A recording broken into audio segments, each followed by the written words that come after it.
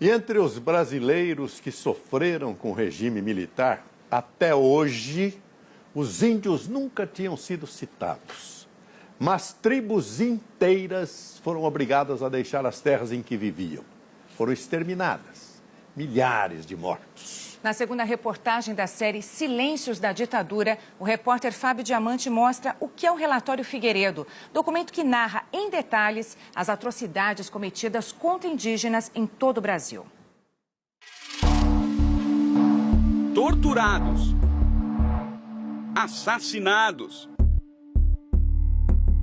expulsos de suas terras. Não podia falar a nossa cultura, né? Se nós conversarmos da cultura, eles já aprendi, coisa, não pode falar isso, aquilo, coisa. O senhor chegou a ser preso? Eu cheguei a ser preso.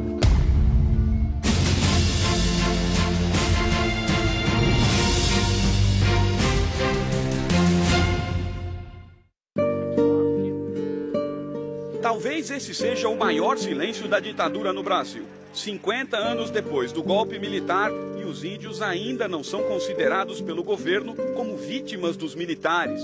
O impressionante é que não faltam provas disso, muitas ainda vivas. É o caso de seu Euclides, índio Krenak de 104 anos. Ele é o mais velho da tribo, que vive perto da cidade de Resplendor, em Minas Gerais. Os índios eram inocentes, sabe? Não sabia nada, nada mesmo. Aí só pescava beira do rio, coisa, acendendo fogo em cima da pedra, tudo isso, tudo. Posava em cima das pedras, tudo. Aí outros somos, eles foram judiados, cadê os brancos?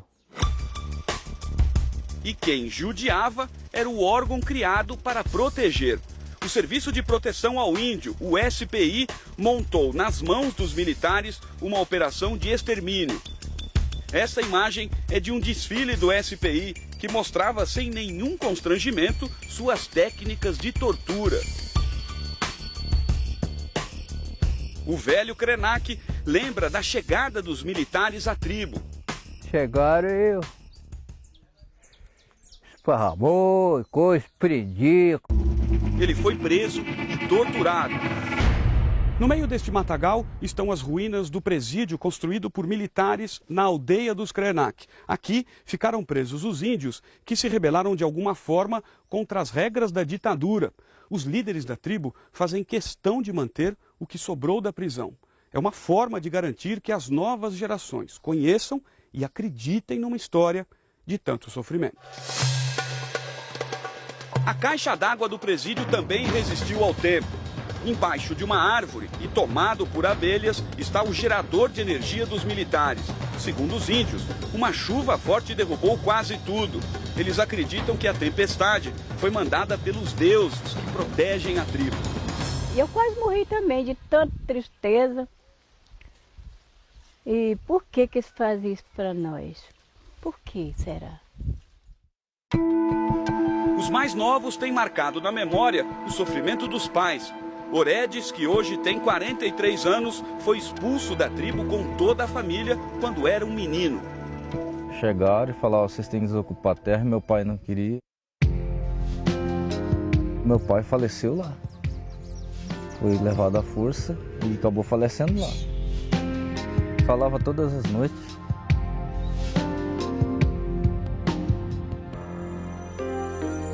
Ainda dói, né?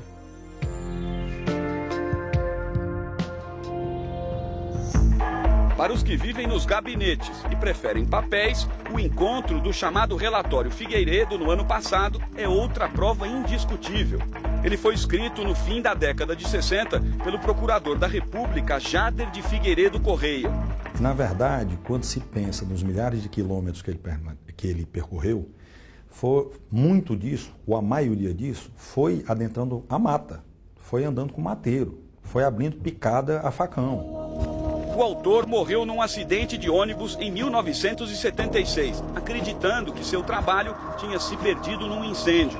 Era mais uma mentira contada pelos homens de farda. 7.000 páginas do documento estavam numa caixa, nos porões do Museu do Índio, no Rio de Janeiro. E quando eles mostraram uma das caixas, dizendo que talvez aquilo poderia servir à pesquisa que a gente tem desenvolvido para subsidiar a Comissão Nacional da Verdade, ali foi então identificado, eu vi a assinatura do Jader de Figueiredo Corrêa. E o relatório é direto. Índios foram crucificados. Eles eram obrigados a castigar os parentes. Filhos tiveram que espancar as próprias mães. Para acabar com tribos inteiras, militares entregaram aos índios roupas e cobertores infectados com o vírus da varíola. Veneno era misturado com açúcar. E até dinamite foi jogada de aviões. O filme de terror mais sanguinário não mostra o que aconteceu com os índios do Brasil. Eu estudei a ditadura, li muita coisa, estudei muita coisa.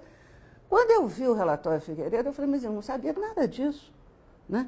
Então essa é uma história que os historiadores não sabem, os jornalistas não sabem. O relatório retrata o extermínio de tribos em 15 estados do país. No Amazonas, os Waimiri-Atroari foram os mais atacados. Segundo o Comitê Estadual da Verdade, mais de 2.000 acabaram mortos em apenas 2 anos durante a ditadura. Só esse povo Waimiri-Atroari triplica, pelo menos, os mortos, né, para a ditadura militar praticamente houve, né? Até hoje, pouco amistosos com o homem branco, os Waimiri-Atroari nunca aceitaram a construção da BR-174, que corta a reserva da tribo.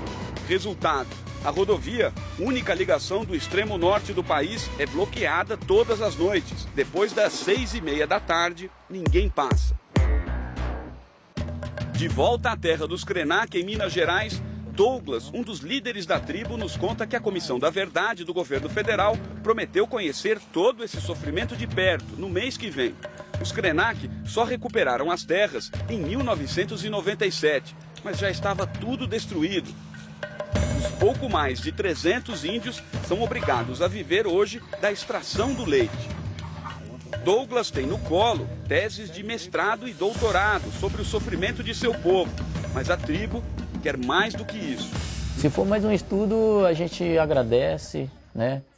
Porque conversar é sempre bom, mas eu acho que ficar na mesma coisa, aí eu acho que já é perder tempo.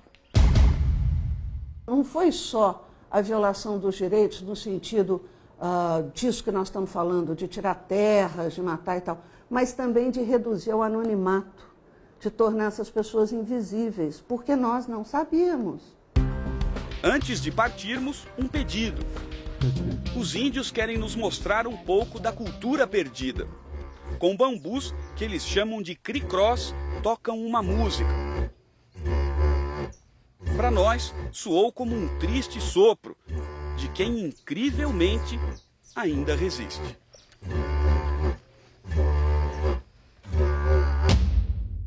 Amanhã você vai conhecer a história do monstro do Triângulo Mineiro, o bode expiatório dos militares em Minas Gerais. Orlando Sabino passou a vida inteira num manicômio, condenado por crimes cometidos pela ditadura.